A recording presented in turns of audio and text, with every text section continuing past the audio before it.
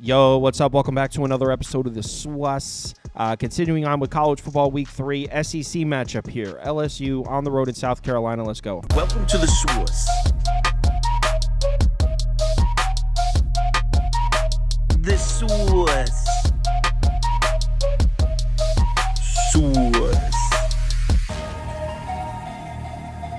Hey, get the SWAS. All right, like I said, LSU's on the road here in Columbia. South Carolina's catching a full touchdown now. It looks like the 6.5. Oh, no, I still see 6.5 left. It's juiced to the maximum. But for the most part, line has moved to an even 7. Total sitting at 50.5 for this one. So let's go ahead and get into this one. Both these teams coming off weird games. I mean, LSU struggled a little bit with Nichols. The final score is 44-21. That doesn't really tell the story.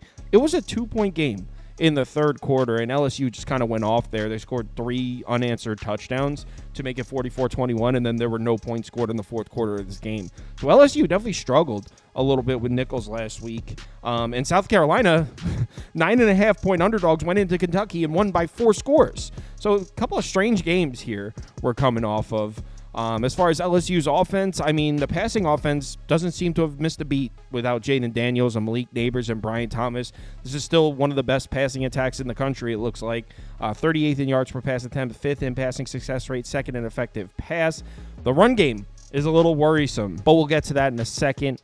Garrett Nussmeier looks excellent. 75% completion, 610 yards, 8 touchdowns, 1 interception. And the 1 interception was on the final play of the game against USC, the Hail Mary moment. So really, he's got 8 touchdowns and 0 interceptions if you don't include that one. Now, what kind of defense is he going to see here on the road in South Carolina? Well, the same defense we've been seeing from South Carolina. It's the same coaching staff. You already know we're going to see a lot of man coverage. That's what South Carolina does. They run man coverage and rely on their pass rush. They're actually 5th in the country in man coverage frequency so far this season, and they've been pretty damn good at it. They've done a really good job against the pass so far. But, I mean, this is LSU. They can throw the ball against zone coverage. They can throw the ball against man coverage. I don't think Brian Kelly is really worried about man coverage. Like I said earlier, what should worry you if you're an LSU fan is the run game, or the lack of a run game, I should say. They're 127th so far in rushing success rate. I mean, they didn't really run the ball much against USC. 4.5 yards per carry, 113 yards on the ground. Struggling to get the run game going against Nichols. Against Nichols, they have yet to record a rushing touchdown. They haven't scored a rushing touchdown in each of their first 2 games. That's the first time that's happened since 1996. So the lack of a run game, definitely a bit of a concern here for LSU early in the season. And by the way, South Carolina's defense against the run really isn't bad. It was decent last year. So far this year, they're allowing just 3.1 yards per carry on the season.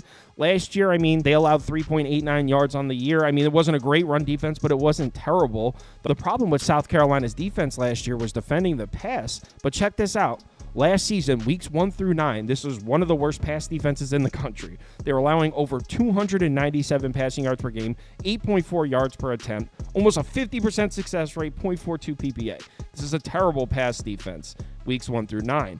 Look how they finished the season, weeks 10 through 13, just 142.8 passing yards per game, 4.91 opponents' yards per pass attempt allowed. South Carolina, in the final 4 games of the season, that pass defense showed up. And it's not like they played nobody. They played Clemson, Kentucky in there, so they were playing schools. It's not like they were playing nobody.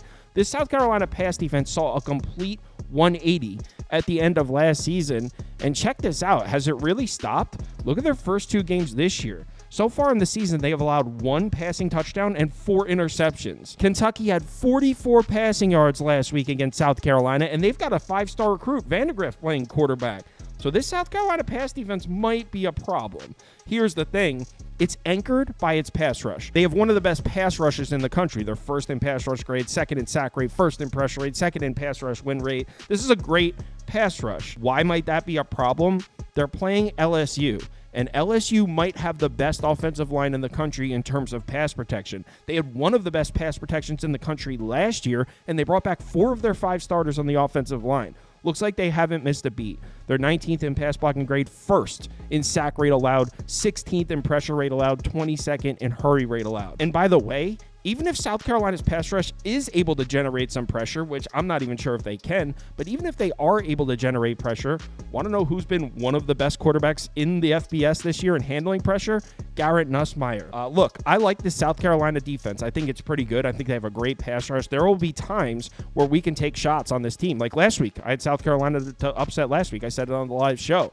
There will be times where we can make money on this South Carolina defense, but I don't like this matchup. If their pass rush isn't able to get to Nussmeier and it can't be a factor in this game, I think LSU might exploit that man coverage. So I expect LSU to be able to move the ball through the air in this one. But now we flip it around to the other side and look at South Carolina's offense. Where is the run game? They bring in Rocket Sanders from Arkansas, and they're still trying to get the run game going. 129th in the country in yards per carry this season, 124th in rushing success rate.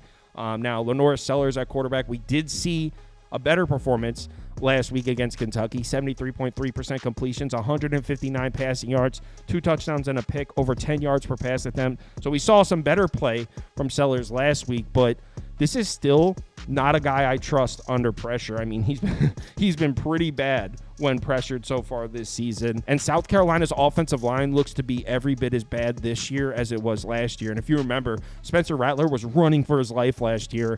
It looks to be just as bad this year. I mean, they're 119th in the country in pressure rate allowed, 134th in sack rate allowed. Check this out. Lenora Sellers has been pressured on 44.9% of his dropbacks this season, third most of any quarterback in the FBS. So yeah, safe to say South Carolina's offensive line struggles from last year, they carried over into this year.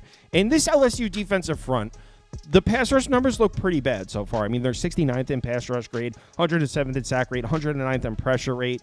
Really not off to the greatest start, but they did bring back talent from last year in terms of edge rushers. And look, these defensive numbers look terrible. 111th in yards per pass attempt allowed, 98th in success rate against the pass, 104th in effective pass. It looks bad. And I know everyone has LSU's defense from last year in their heads, but this defense is better, man. That game against USC, Miller Moss went off, 378 yards, 10.5 yards per pass attempt, 1 touchdown. But if you watched that game, you know that LSU's defense wasn't really getting cooked like that. Miller Moss and the USC receivers, they made every single play. That kid Branch, I mean, they made every single play possible. There was a crazy one-handed catch in there. Miller Moss was getting sacked and dropped the ball right. I mean, they just made every single play.